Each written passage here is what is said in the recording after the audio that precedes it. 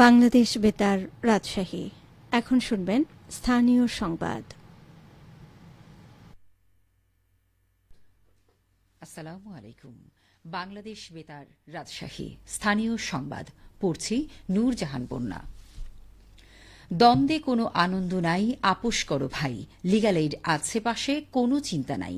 এই স্লোগানে সারা দেশের ন্যায় রাজশাহীতেও নানা কর্মসূচির মধ্য দিয়ে জাতীয় আইনগত সহায়তা দিবস উদযাপিত হয়েছে। দিবসটি উপলক্ষে আজ সকালে জেলা লিগ্যাল এইড কমিটির আয়োজনে আদালত চত্বর থেকে একটি বর্ণাঢ্য শোভাযাত্রা বের করা হয়। পরে সিজেএম আদালতের সম্মেলন কক্ষে জাতীয় আইনগত সহায়তা দিবস এর তাৎপর্য শীর্ষক আলোচনা সভা অনুষ্ঠিত হয়। সভায় সভাপতিত্ব করেন রাজশাহী জেলা লিগ্যাল এইড কমিটির চেয়ারম্যান এবং সিনিয়র জেলা ও দায়রা জজ গোলক চন্দ্র বিশ্বাস।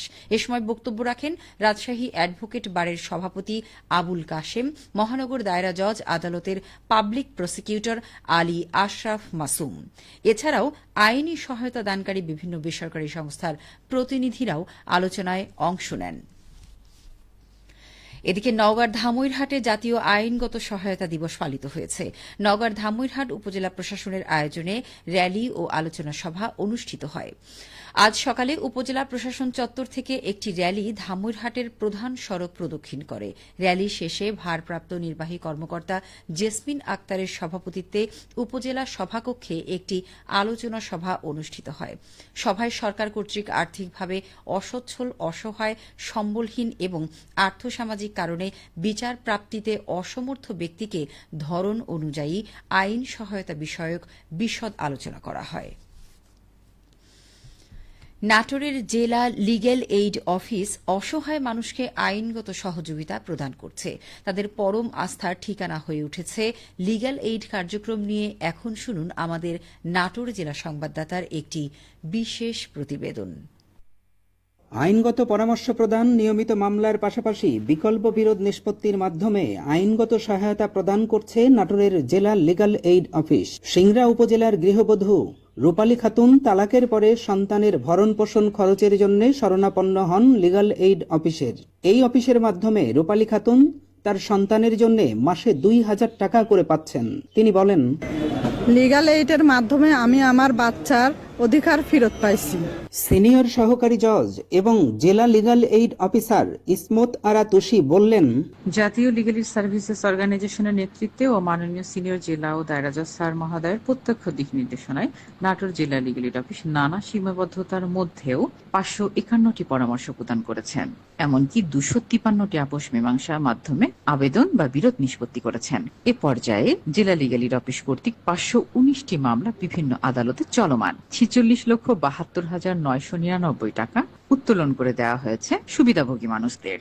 আমি বিশ্বাস করি ভবিষ্যতে জেলা লিগ্যাল এইড অফিসের কাজের এই কলবর আরও বৃদ্ধি পাবে এবং সরকারের আন্তরিক প্রচেষ্টায় জেলা লিগ্যাল এইড অফিসের সমৃদ্ধি আরও অর্জিত হবে এবং দরিদ্র, দুস্থ, অসহায় ও প্রান্তিক বিচারপ্রার্থী জনগণের ভরসার বাতিঘর ও অধিকারের অভয়াশ্রমে পরিণত হবে। ২৮ এপ্রিলের প্রতিপাদ্য, দ্বন্দ্বে কোনো আনন্দ নাই, আপোষ করো ভাই। আসুন আমরা সবাই মিলে মানুষে মানুষে দ্বন্দ্বের অসুরকে বধ করে আপোষের সুরের মূর্ছনায় সকল প্রতিহিংসা দূর করে সুন্দরকে অবগাহন করি।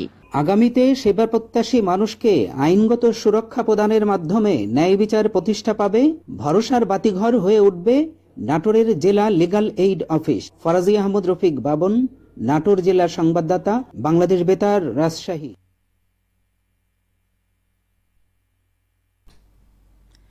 বগুড়ার শাহজাহানপুর উপজেলার আড়িয়াবাজার এলাকায় ঢাকা বগুড়া মহাসড়কের ঢাকামুখী লেনে সড়ক দুর্ঘটনায় আজ সকালে অজ্ঞাত পরিচয় এক মানসিক ভারসাম্যহীন নারী নিহত হয়েছেন।